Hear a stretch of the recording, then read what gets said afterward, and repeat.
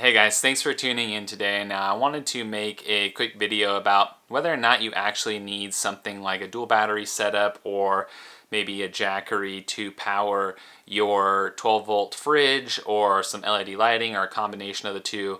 And the answer is no. But there are some really important caveats to discuss that make using a singular battery possible, and that's what we're going to get into.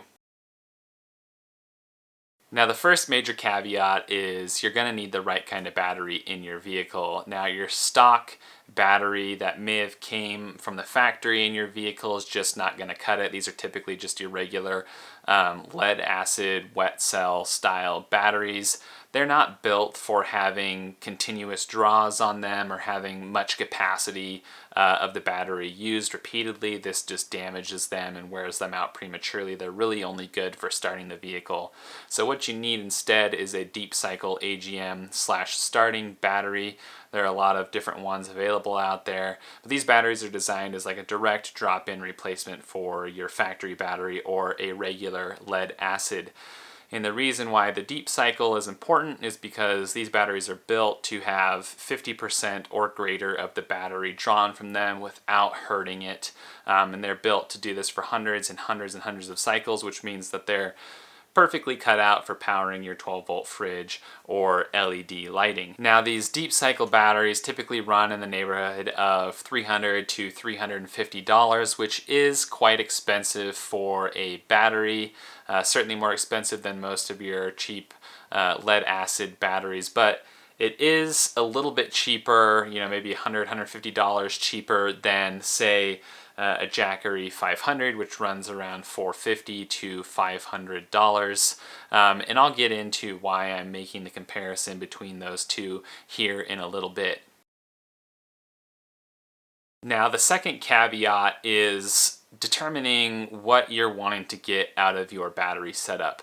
That's really going to dictate whether or not using a single battery is even possible for you, and it's pretty simple to figure out at a high level. If you're looking to basically have a power system that will let you stay stationary without turning on the vehicle or without solar or anything like that for a couple of days, then a single battery is just out of the picture. You're really not going to get much more than, say, 2 days at the max out of a single battery setup, even just powering something simple like a fridge, but chances are you'll probably add some LED lighting in there or charging accessories. So if you're looking for kind of multi-day stationary setup, then a single battery setup is just not for you, and you're going to need to go dual battery route or some sort of external battery. But if you're like me and you typically arrive to camp in the afternoon and maybe leave late morning, so the most of your stationary is maybe 18 to 20 hours, maybe a day, then a single battery setup should fit most of your needs and be fairly ideal. Now, the other thing is how much you're going to want to be powering off of this battery setup. If you're going to be adding things like, a diesel heater, trying to power a blender or something like that on top of your fridge and lighting, probably not going to work out for you. The single battery setup is really good for, I charge my phone or my camera, I run my LED lights in my camper, most of the night, and then I power my fridge while I'm parked for 18 to 24 hours. And this is where kind of the single battery setup really excels, is allowing you to power those things and still have kind of some capacity left over for some other things. So if you fit into the camp of just looking to want to power your fridge, maybe some lighting and charge a few things, then a single battery setup is probably going to work pretty well for you. Now, what you're going to want to do is kind of determine your power consumption. There are various ways you can do this. You can use kind of the manufacturer's listed watts or amps.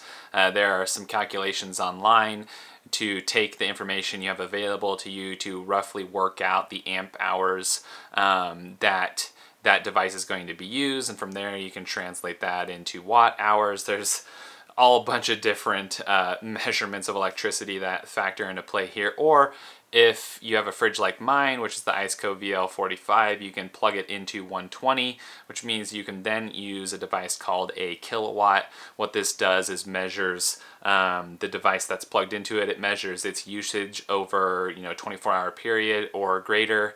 And so that's what I did. I pre-cooled the fridge down to temperature, which would basically simulate me turning it on before we leave and then driving to the location before shutting off the car. It would be already down to temperature and where it should be.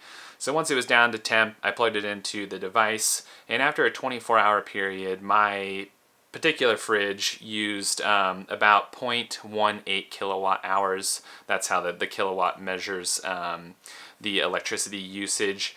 And then that translates into 15 amp hours.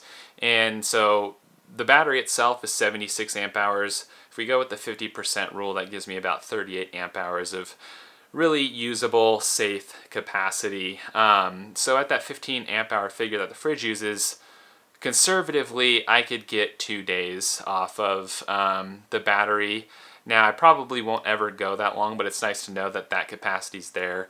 There are some other variables, like if it's super hot out, the fridge is probably going to run a lot more.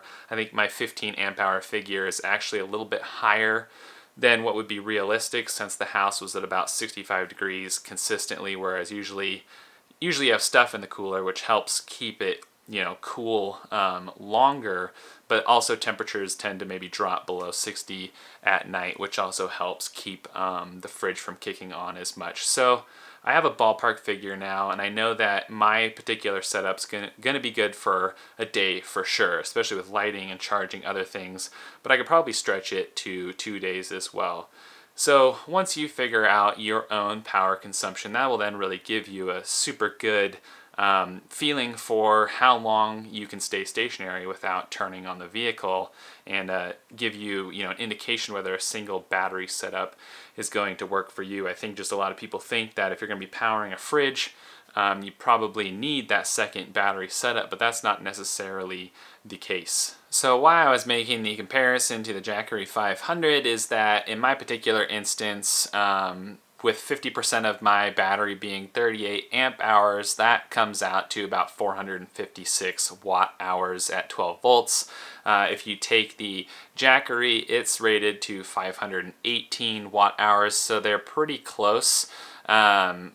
My battery was about $300, and a Jackery 500 is around $450 to $500. So there was a little bit of savings there built in for me. I already needed a new battery for my vehicle anyways.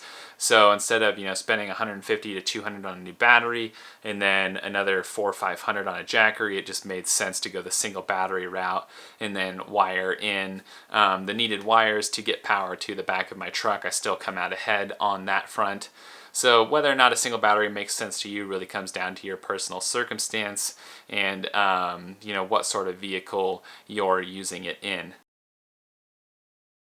Now, an important thing to keep in mind with these deep cycle AGM batteries is that they do require proper charging, and the frequency of that really depends on the alternator in your vehicle and the voltage it's putting out, and how deeply you're discharging that battery. Now, if you're going out and drawing it down to 50% regularly or greater, it's going to need a full and complete charge. And if you're only driving your car for maybe an hour or two, there's a very good chance that the alternator is just not putting back enough voltage and amps into the battery to get it to a full charge, in which case you would need to hook up an external charger to it meant for AGM batteries to get that battery to its fullest charge. And this is really important because continually running the battery at less than a full charge will shorten its lifespan. Who knows how much. Maybe instead of getting 7 years out of the battery, you may get 4 years or something like that. So it really just depends on how you're using it. If you're someone like me who's just going out and camping overnight and really not using a ton of electricity, you're probably going to be okay with the alternator in your vehicle and the charge that it puts back in, but you'll just want to pay attention to the voltage that the battery is at resting. Most of them should be at 12.8 volts or a little bit higher than that. As long as you're within that range after you get home, you're probably good. even still, might be a good idea to hook up a charger, say once a month, and just make sure the battery's nice and topped off. Another thing to factor in is that a dual battery setup, when built correctly, or even using a Jackery, it preserves your main battery as a starting battery. So you can start your vehicle up and get on your way. With a single battery, you do have to be more careful. Now, I always carry with me a lithium jump pack in the vehicle. It's always fully charged. I check it before I leave. In the fridge also has a built-in low voltage cutoff. Now, I don't really want to rely on that, but it's nice to know that the fridge will stop itself from completely killing the battery. And then I have that jump pack as a backup. You can take extra steps further and put in something like a battery isolator, things like that will help, surefire preserve enough starting capacity in the battery. But that's typically what a dual battery setup allows you, or a external battery is. You don't have the fear of drawing down your main starting battery too far to where it can't start your car, and that is an important consideration when you're trying to get away with just using a singular battery. Now that's really it. That kind of covers, whether or not you can use a single battery or not. The answer is yes, for sure. If you're looking to just power something like a 12-volt fridge for, a day or an overnight trip like that, you don't need to worry about going out and spending, extra couple $100 on something else after getting your fridge, as long as you have, a deep cycle AGM battery in your vehicle already. Hopefully you guys found this video helpful. Leave a comment below. Let me know what you guys think. Always looking for other things to discuss. Let me know if you're curious about anything else. But thank you for watching, and I'll catch you guys in the next video.